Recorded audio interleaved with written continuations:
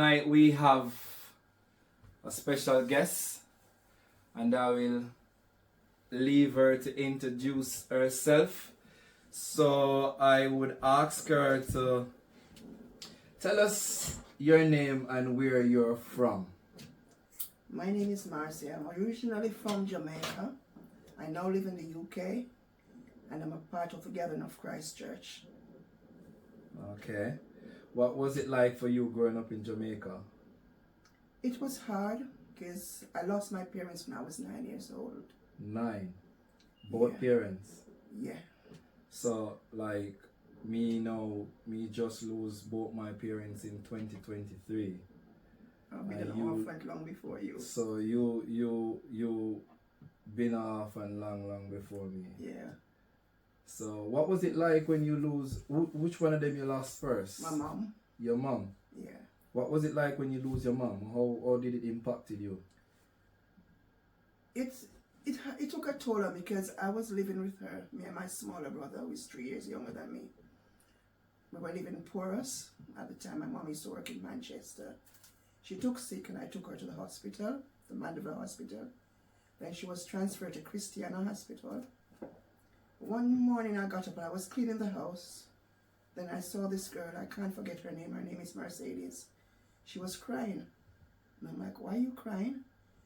She said, I have something to tell you. So I said, tell me. She said to me, finish cleaning that. I said, no. But at the time we used to use coconut brushes. Yeah. And I sat on that coconut brush and I said, if you don't tell me, I'm not going to do anything.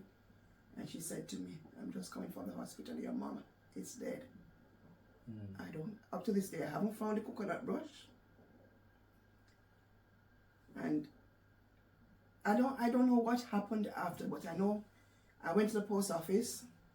I sent a message to my brother. I sent a telegram to my brother. Mom is dead, come quickly. When he came, he doubted that I sent the message. He went to ask the postmistress and said, yes, it was she who wrote it. And then I can't remember what took place in between. All I know, one of my cousins came in and she took everything. My mom had a little wristwatch, a gold wristwatch, which I wanted. She told me that I'm a child. I have no use for that.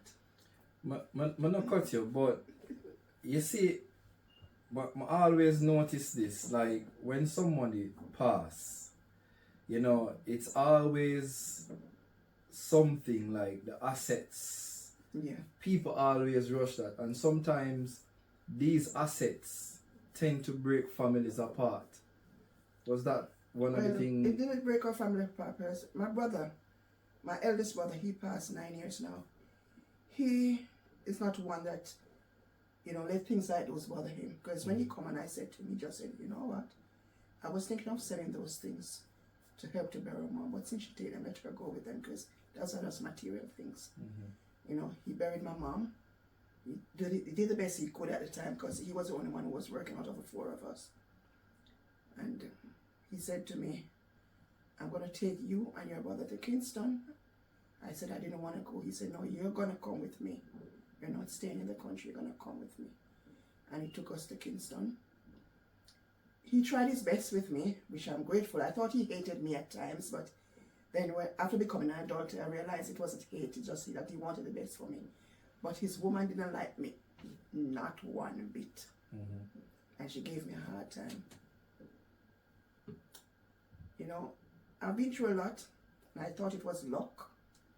But since I come to know Christ, I realized it wasn't luck. Definitely. That the Most High has always been there for me. Definitely. And I am so grateful. For real. At what age you lost your dad? I was 10. I wasn't even 10 when he passed, because my mom passed in May, and he passed in January. So it's like my mom passed in March, and my dad passed in July. My mom died in May, and he died. It's November, December, January. 7 months after. Were your mom and your dad together at the time? They were married. So could it be a case where he...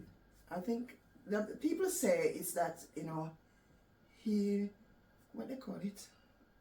They give it a name, I can't remember it, but it's like he missed her so much he couldn't live without her. So that's how... So he took it to heart? Yeah. Okay. Yeah. or it was he heartbroken. He was heartbroken. So when you got the, were you around your dad at the time when No, he I was in passed? Kingston when he passed, and my brother who I follow, my elder brother said to him, "Now we have the two younger siblings to take care of. You have to come up and do something. So listen, join the police force." So he came up and he joined the police force. So he got the telegram and he came to us because he wasn't our elder brother's father, but he was that brother, myself and my younger brother. So he came and he said to us that, you know, Dad has passed, you know. I'm like, what? He said, Dad has passed. I said, passed away. And he said, he's dead. I'm like, well, Mommy just died, so how comes he died? You know? My elder brother, even though he wasn't his father, he came in, he did what he had was to do just the same way that he did for Mom. Okay. Yeah. I can, you know, at a tender age, I can only imagine what you felt like, because I'm at this age right now and it still cut me up. You know what I mean? To be honest with you, I am 63 years old now, and sometimes, and I mean, my mom has passed 50 odd years ago, I still sit and cry. Yeah. You know? So when people said to me, "Oh, Brian, it took a pass," it will never pass. this is what I keep saying to myself. So that's why sometimes when You people... will learn to deal with it, learn to live with it, knowing that. And you know, it's getting better for me now because of what I've learned about the Most High and His Son Christ.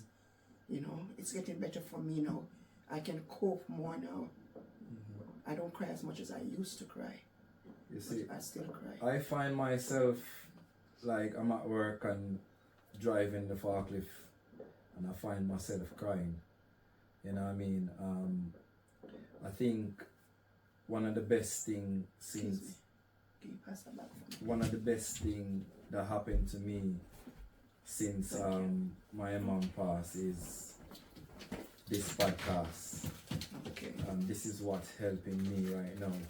I think it's as a therapy. You know what I mean? So when people said to me, "Oh, you took a pass," and all of these things, like, I mean, I had other family members that pass and, you know, hurts and stuff, but I would say that pass, you know, because it's like a memory that, you know, that person was around, but with the parents, it's totally different. But what I can say to you, Brian, is this: you need to find the Most High, the true and living God, the God of Abraham, Isaac, and Jacob. It's through His Son Yeshua Christ and the Holy Spirit, the Ruach, because she's a female entity. She will comfort you just the way your mom comforted you. And that's who I've got with me now that is comforting me. In every situation I get in, I just sit and I pray and I ask the Most High to send her to comfort me. Okay. And to be honest with you, even now, I'm still going through times now because, as you notice, I can't walk properly. I have to use a walker to walk. And I have pains and stuff like that. But you see, whenever time I get in severe pains, I don't cry out like I used to do. I just start praying, start talking to the Most High through His Son and ask Him to send the Ruach to comfort me. And that's how I find comfort, you know, within me and in my healing process. Because I'm doing much better now than when you just know me. Okay. Because I can walk without that sometimes, like around the house without, you know. When you just know me, I couldn't do that. Okay. You know, so. So, what school you attend when you was in Okay. Jamaica? At first, I attended Kilmarnock Primary in St. Elizabeth. That's where I was born, Kilmarnock. Then when my mom moved to Manchester, I went to Arcata Primary, which is Porus Primary now. When my brother took me to Kingston, I went to DuPont Primary, that's in 3 miles. Then from there, I went to live with a cousin in Shortwood. Used to go to Shortwood Primary, then back to DuPont Primary. So yeah, you're back and forth in a school. I've been all over the place. Then I used to go to Gretna Green Prep, then back to DuPont Primary, and then my uncle say, my uncle, so-called Uncle say, to come live with him in Hanover. He'll send me to school. He took me to Hanover. I started going to Rossies because I had passed my common entrance, so I started going to Rossies High. When I was in my 4th form, my uncle wanted us to tab him up.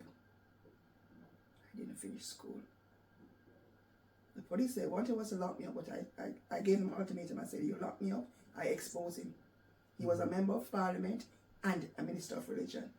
And I said, you lock me up, I expose him, so make your choice. They didn't do me anything, they didn't lock me up or anything. When he said that I didn't get locked up, he called my brothers to come for me because I'm living with a man. He told the police I was living with a man. They came to the house, they saw that there was no man there. They said to him there was no man there, so he said, oh, my brothers have to come and get me. So when I said to them, let me finish school, please, they said no, they can't. Because they believe everything he told them. They took me back to Kingston. When I went to Kingston, I was there and I said to them, aren't you send me back to school? They said I got cold spoon in my mouth and I spit it out. So what I did, I enrolled myself into Warren Hall. Start doing days work, washing people's clothes and stuff like that in the evenings when I leave school to pay my school fee and stuff like that. So then I went to evening class at Kingston Technical. Got to enroll class at the age of 17, got pregnant, drop out again. So your school days, your youthful days was a very rough one. It was a rigmarole. That's what I realized Yeah, now. I Like, was here, there, and everywhere. so me see Marcia and things that Marcia life did good, Yeah. but you know. Marcia life never really good. And I don't talk about it. I don't dwell on it. I don't know why. I've never dwelled on it. I've never talked about it. I just see it as life, you know, and life happened. But now I realize why I didn't. Because the Most High have always had my back for me, you know. And he has always wanted me to just give him praises. And Brian, even though I didn't know him then, like how I know him now, I always put him at the forefront of everything I do and every situation I was in. I don't know why I did, but I did, you know. My life wasn't easy. Living in Jamaica wasn't easy for me. It was rough until I was 39 when I left Jamaica on the 13th of May, 2000, came to this country. When I came, it wasn't easy for me either. Because, you know, when you just come here and you don't have any papers, you know, you have to be here, there, and everywhere, hustling and stuff like that. But you know something? I give thanks for life. Yeah. So, when the question had asked for me to give you an interview on my podcast, you never hesitated. Why? I spoke to your wife, right? Because she called me and she spoke with me. And she said to me, Brian is doing some podcasts about cancer. And you have survived cancer. Would you like to talk about it? I said, And she said, come on, man. Yes or no, would you like to talk about it? So I said, okay, Shireen, I will. You know? But then after I said that to her, I prayed about it. And then when you called, I instantly say yes. Because the Spirit said to me, if you can help somebody to beat what you have, why not do it? You know, because for me, I don't know about anybody else, but for me, I think when they start giving you the treatment for the cancer, that's when the cancer spreads in your body. I want you to hold that point because I interview many of these persons probably was on the live. I've interviewed this guy called Michael, and he was struggling with symptoms of cancer from 2011, and he'd get diagnosed with cancer in 2018. And when he done his first chemo, basically, since he started doing treatment, tumors start popping up inside his body like never before. He had pains, Yeah. but it wasn't bearable. But now it's like he can't even move properly.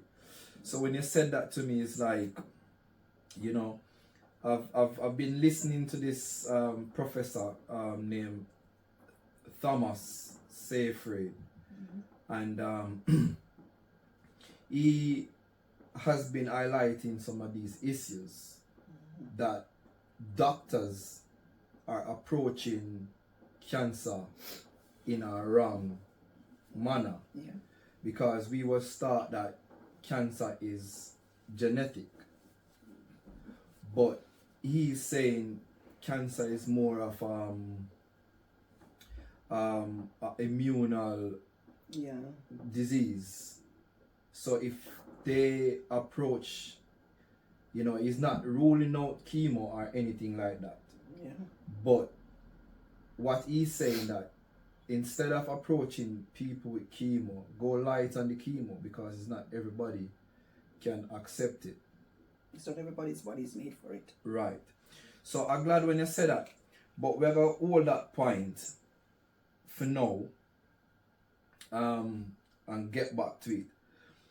Colon cancer is known to be one of the third most Dangerous cancer. Yeah.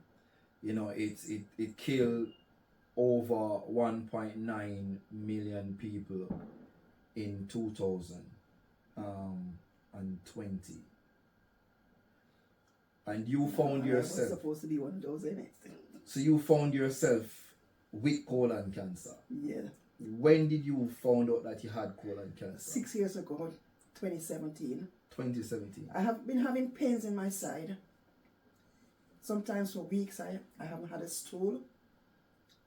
And I got concerned. I went to my doctor, my GP, and told him about it.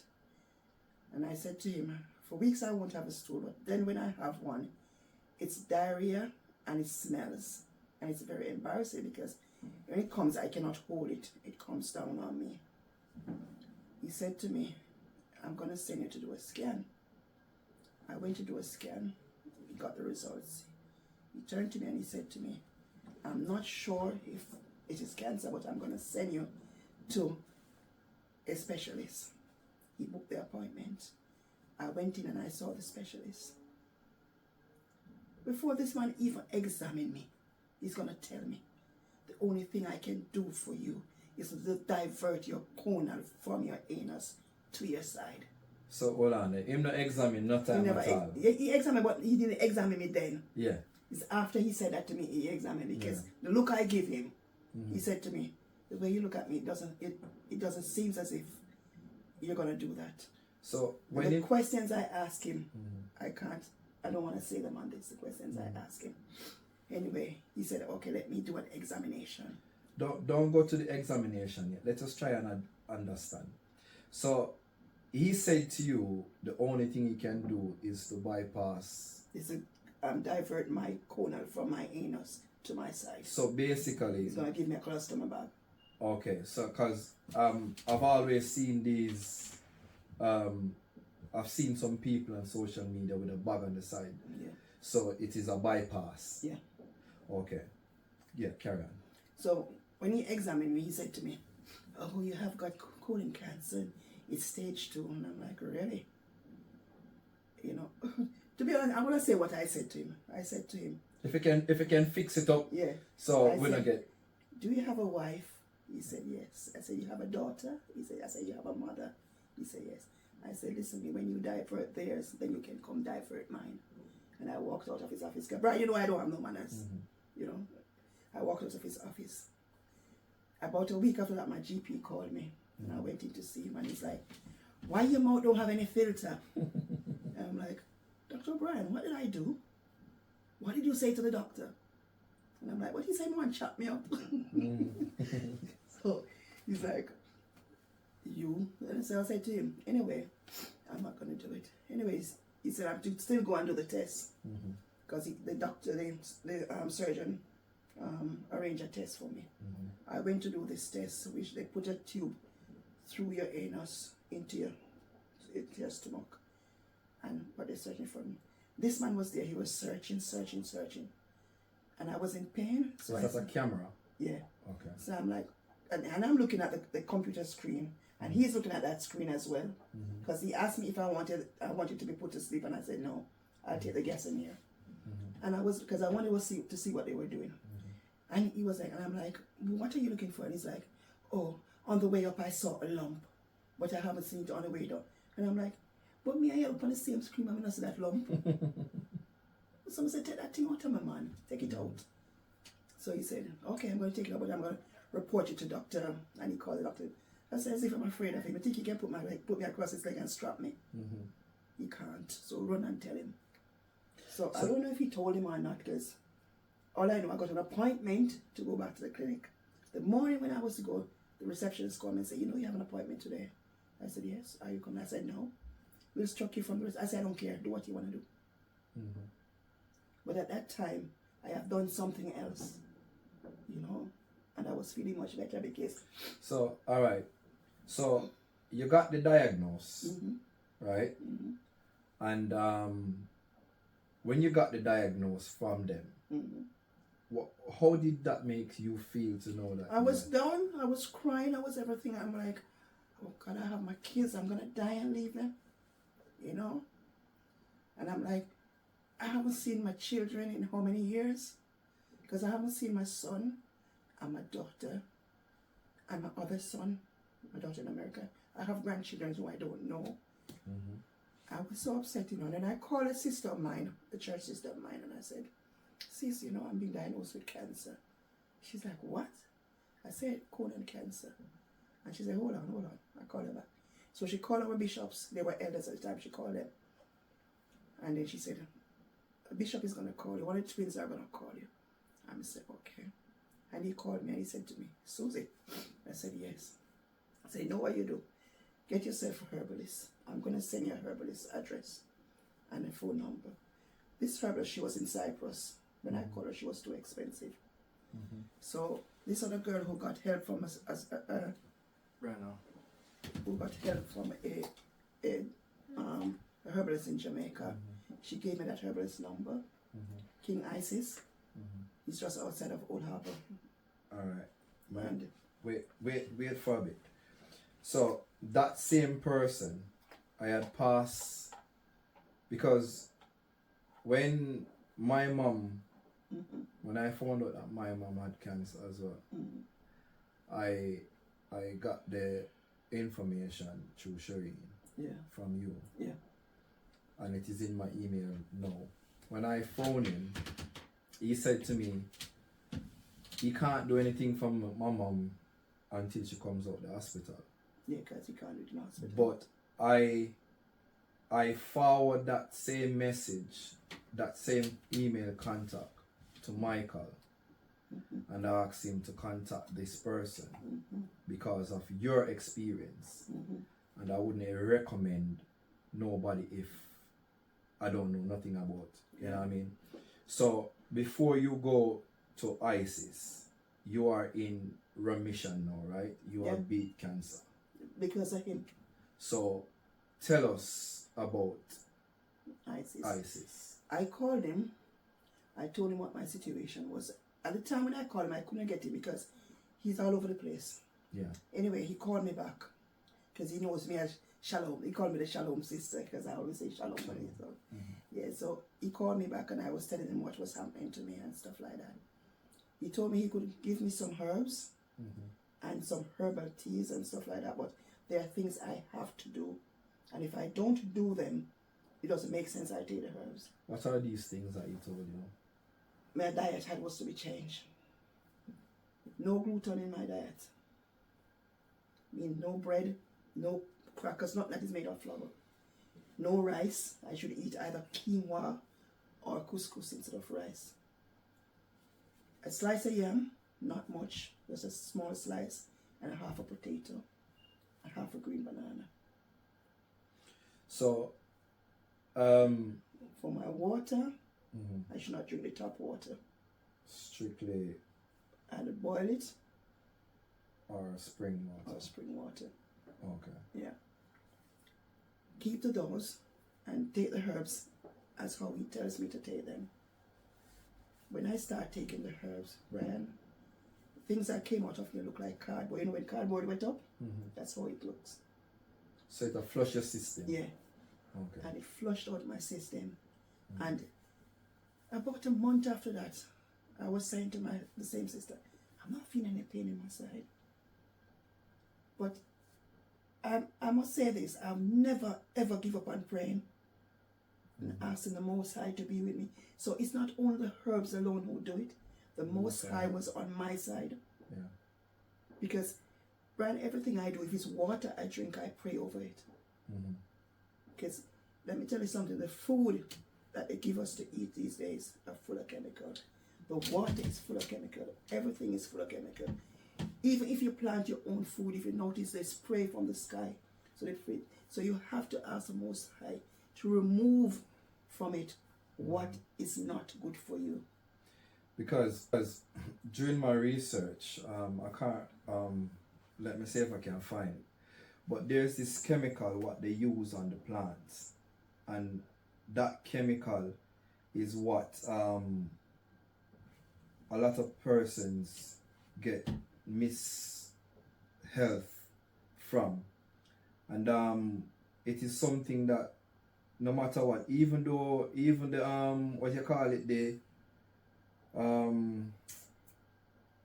chemo, the thing that they call organic, it's really not. Nothing is organic these days. Yeah. Nothing is, because unless you go lock it up in your house and plant it in your house.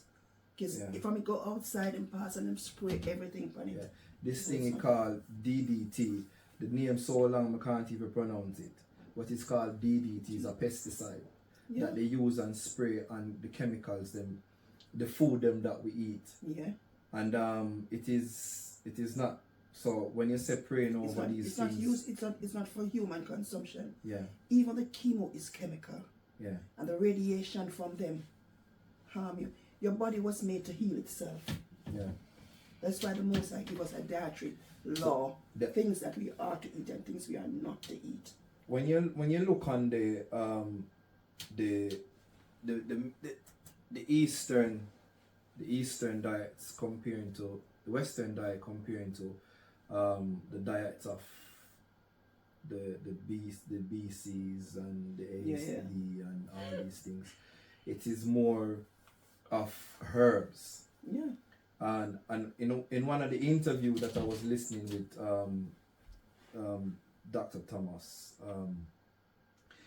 they had this experiment where they test monkeys with herbs and the Western diets, and they found out that the monkeys with the diets from olden days, is not prone to getting cancer.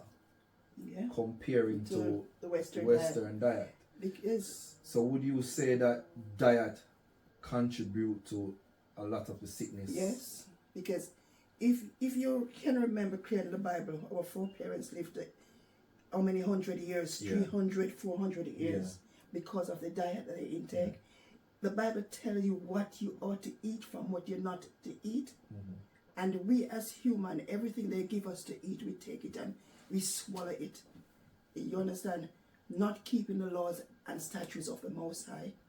Since I've started reading the Bible and seen the laws and statutes of the Most High, I have cut out a lot of things out of my diet. I can't do it all at once because it will harm you. Definitely. I do everything little by little. Even medications, I've stopped taking.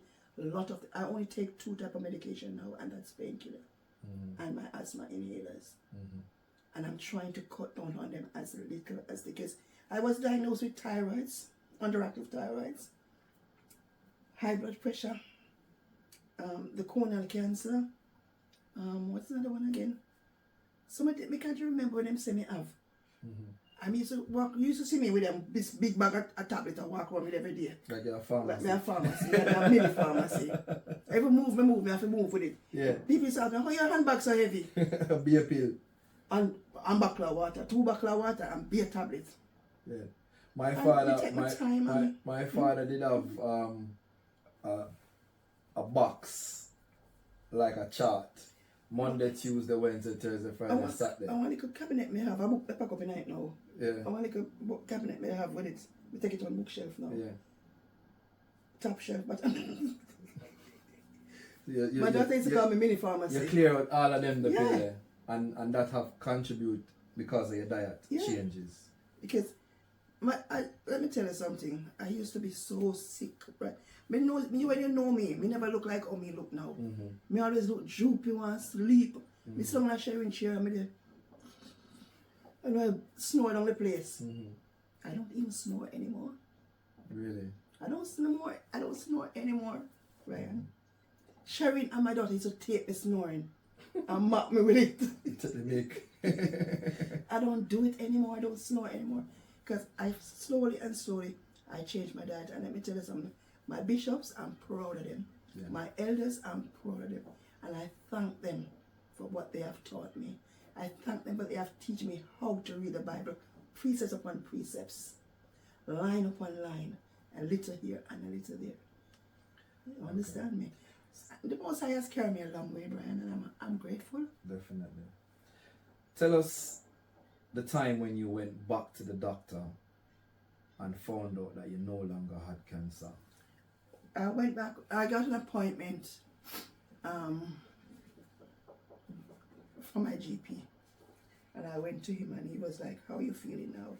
And I was telling him everything about it. And he sent me to do a scan. I went and do that scan. When I came back, he said, I haven't seen anything. And I laughed. He said, why are you laughing? So you know that. I said, listen me, I know that long ago. Because the God I serve, He's a mighty God. Amen. And he looked like, you know, most of these people over here, they don't believe in God. Yeah. And he looked at me and said, what are you talking about? I said, listen me, I serve the God of Abraham, Isaac, and Jacob, the God of Israel.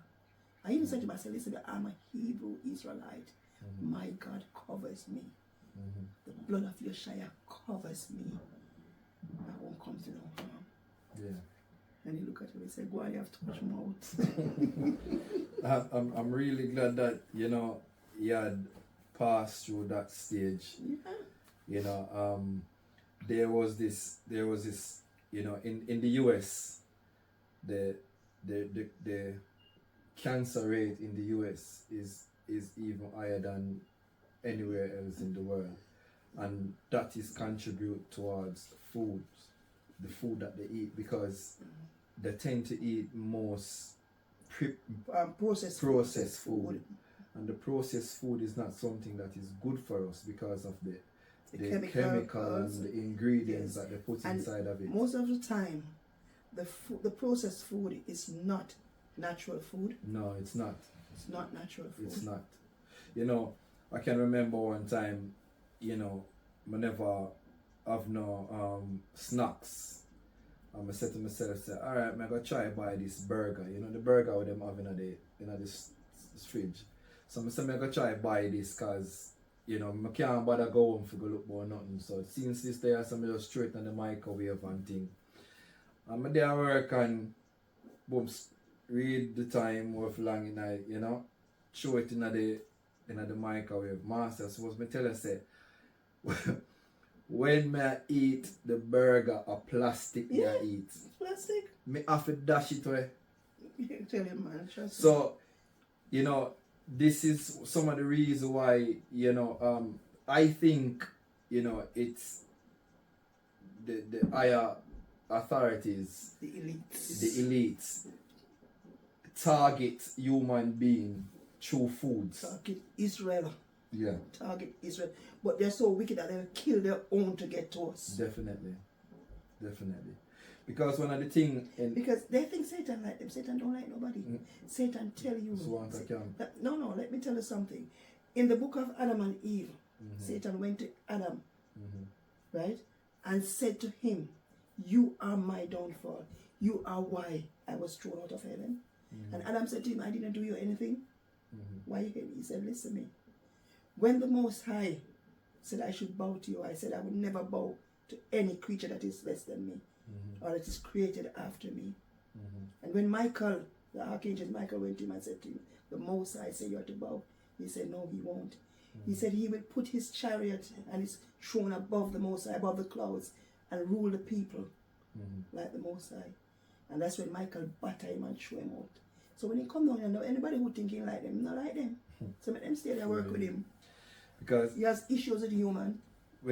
I've noticed and I'm very, very much convinced that, you know, the Mediterranean diet is something that we all should practice, because even in the animals, in the US, the animals that stay inside shelters always prone to cancer comparing to the wild animals. Let me tell you something. You see, what people don't understand, the Most High put herbs on this earth. Right. The herbs that he put here, every one of them have a purpose. Definitely. For humans, for the animals, for the birds, for the insects, for the creatures, all of them have a purpose, but we deny to use them. Right. So, it's on our shoulders. Right. We are just repeating what our foreparents did. Remember, he gave them herbs, he gave them manna. And what they said, oh, you come and take us out of Egypt. Remember the cucumbers and the onions and the melons we used to eat in Egypt. Now we're here, you're giving us angel food. We're just being ungrateful. So, as someone that beat colon cancer, if anyone out there now watching this podcast and going through colon cancer, what would be your advice you would give to them? I would say before you even think of going to a doctor for chemo, find yourself a good herbalist, somebody who knows what he is doing. Yeah. Sit down and go through it with them, take their advice and do it just the way they say do it, and abstain from eating the things that they say you are to abstain from eating, and the quantity that you eat.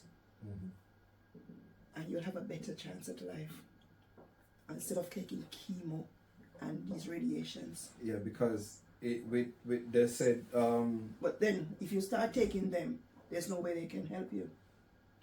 If you start using the chemo, there's no way they can help you. The radiation is in your body already. So if you're saying that once you start doing this chemical treatment, the natural treatment will be hard to work on you. It's very hard to work on it because the chemical is gonna counteract it in it. So it's gonna be hard. They said that the treatment for chemo for colon is chemo, radiation, and surgery, and iodine, and iodine as well. Yeah. And immunotherapy. Yeah. So out of these, which one would you suggest? Me no one, none of them. I mean, I suggest none of them to nobody. Because the immunotherapy is something that basically a more natural. Nothing natural about this government. Yeah, I think so. Not natural about these elites. There's nothing natural about them. Yeah. Everything has something at the back of it. So me prefer to use the herbs and the Most I put out there, pray over them, and ask him to show me how it works. He might not show me, but somebody who is educated in doing that, because let me tell you something, the Most High gives us wisdom. And that's why the Ruach is called wisdom. The Holy Spirit is called wisdom. She gives us wisdom and understanding. So if you go out there, all right, how our parents, our old parents, them, our old time people, them know say, Jack in the bush and dandelion. Search me out. All them know say all of them something they can use. And a man tell them, come free. Yeah. They were taught by their old parents who the Most I used to talk to. Yeah. Because it comes up the line. When me... But the whole of it now want to become so commercial. And so, everybody want to floss and, oh, I can't drink herb tea. That's not good for me. That's black tea, that's water, that's not good for me. And you can't go and drink milk when not good for you. You a cow? But not even cow drink milk. You know? Cow feed on natural grass. And this is some of the things that, because you know these animal, you know, what them produce is what we are eat, but them eat proper food. Them eat what we supposed to eat. What we supposed to eat. Yeah. Yeah. Because I don't know if you saw the documentary with Greg Wallace. You know Greg Wallace from Master Chef. Yeah. That bald one of the glasses. Where they must say they might take human flesh and make meat or make steak. Mm-hmm. And they might eat that, but it tastes so nice. You know, like these people never make anything. You know, I see that on them. They say it's a coax.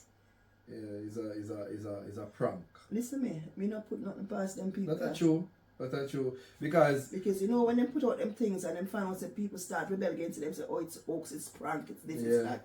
And let me tell you something. So it's like a testing then to see if people are. I was reading something the other day, a long time now, where they were saying the Jewish people, the fetus that they bought, that's what they grind up for the McDonald's burger.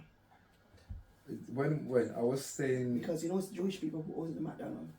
I was saying it to my, I think it was yesterday. I was saying it to my daughter, like the meats, they grind up different waste meats. Yeah. And then put it in the burger, and the franks and the kebab and something. Yeah. And the sausages and all of them something. Yeah. I've seen documentary with it. But so your advice is for this person who going through colon cancer is seek advice first from someone that's of natural herbs. Get somebody that. who's a natural herbalist. Yeah. Yeah, I mean, now they come and just jump up and I say, boy, I make me a herbalist and I can't get it. You when you go on YouTube or wherever you go, you read their comments, how people, how many people say the person has helped and all of that. So basically do your research first. Yeah. Some of them might be expensive. Yeah. But some of them you can negotiate with. So because everybody knows times is hard, so some of them you can negotiate with. You can pay them in halves or in quarters or whatever. Yeah. And get your healing from there. Instead of taking these chemicals that they're poking into your body. Yeah. Well, Marcia, I've learned a lot, and your experience and stuff, I really appreciate you passing through and sharing your experience with the audience. This is something that since I've lost my mom, I am pushing my effort in because I want to help spread awareness. Okay. And I would like people like you who pass through cancer, what I experience with cancer, I would like for them to share their experience as well on the platform, because knowledge is key. And just like how you would share your experience as the signs and the symptoms that you went through and how you beat colon cancer, if someone else could share their experience with the next particular cancer, someone else could see and say, what, if I notice this sign, it is time for me to go see a doctor, a GP or whatever, So the main aim for this podcast is to help spread awareness and to help others. Nothing is wrong with seeing the GP. Go see the GP. Get your scans if you have to get your scans. Yeah. But when your results come back, before you run into them and say, yes, I'm going to take this chemo, I'm going to let them cut me here, I'm going to let them cut me there. Find a herbalist who can help you first. If that doesn't work, then you do what you have to do. But I can guarantee you 99% the herbalist will work. If it's a good herbalist, you'll find. I think one of the thing with the medical field is that as what Dr. Seyfried, Professor Seyfried said, many of these doctors are approaching cancer the wrong way. Yeah. And he has been studying cancer for over 35 years.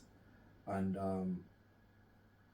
there should be a different approach to cancer. And I really do agree with what he was saying, because as you said earlier, cancer, our body was designed to heal itself. Yeah.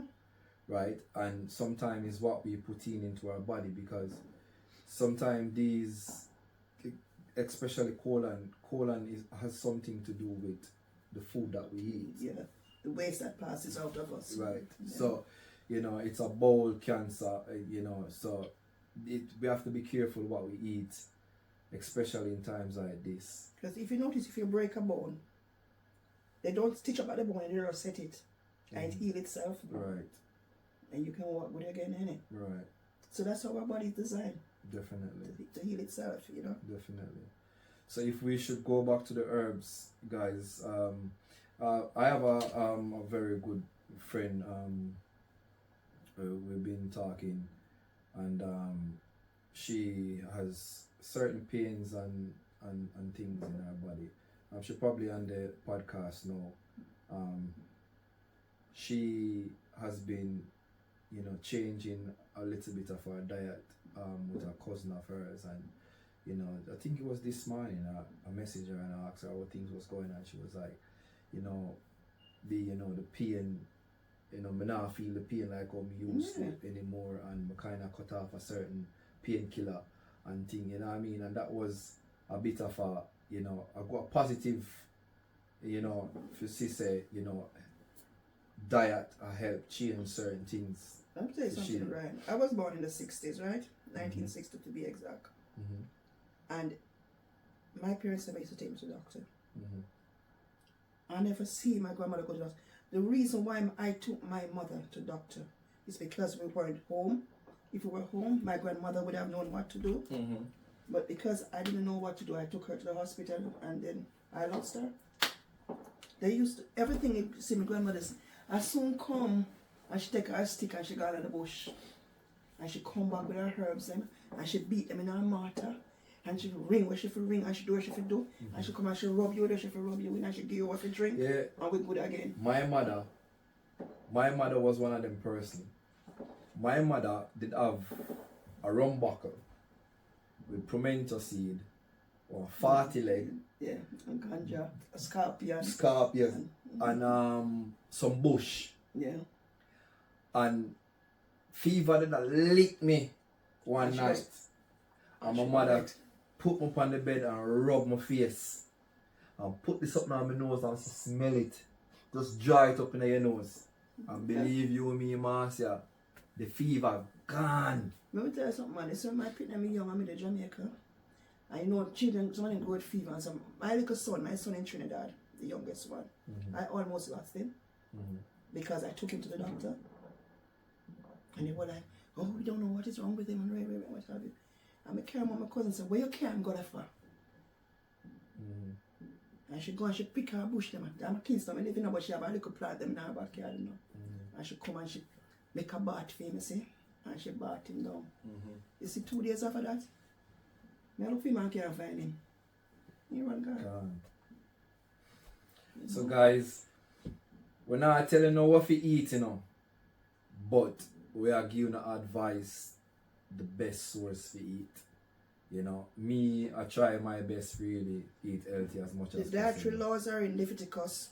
You can go through Leviticus and you see the dietary laws that the Most High gives unto us for what we are not to eat and what we are Leviticus. to eat. Yeah. That's the laws where he gives you the laws of how to eat and the laws that you just the laws of the feast days and stuff like that. You will see the laws in there, what you're to eat and what you're not supposed to eat. You see, the Bible is a guide, I can remember when my dad chat the road, one of my church brothers said to me, what do you think the Bible stand for? And I said, what? And him said, the Bible, the B-I-B-L-E, stand for basic information before leaving earth. From then I was like... Exactly, that's what it is. But you know something, Ryan? You see, reading the Bible, if it's not for you, you can't understand it. Right. Because, let me tell you something, at first I used to say this Bible is confusing, man. It contradicts its own self. Then when my elders teach me how to read it, I realize that it don't contradict itself, Because you read on your side, it says so and so. My Bible have some little prints underneath where it give you some verses. You go there, so it only say to you in a different way for you to understand it links up. Because most people think Christ wasn't in the Old Testament. They think he has been in the Old Testament. Isaiah spoke about him. Ezekiel spoke about him. Yeah. A lot of other Jeremiah, a lot of other books, you know, speak about him in the Old Testament, but not because they didn't say, according to them, Jesus. They didn't say Jesus. Yeah. You know, as people ignorantly call him, but they spoke about him. Understand? Ryan, thank you for having me. My condolences goes out to you and your family, the passes on for your mom. Thank you very much, and thank you for taking up the time to come and share your experience with us. Guys, I'm happy I could. my podcast is every Sunday on TikTok Live. I repost on my YouTube channel, which is Ivy Cancer Podcast. You can also follow me on TikTok at Ivy Cancer Podcast, and on IG it's I_V Cancer Podcast. Yeah, those are them to me now. I can't So remember them. please, guys, just follow. So follow my YouTube's, subscribe to my YouTube channel, share. Please, guys, just share up the YouTube channel because I'm on a mission to help spread awareness. I thank you for joining.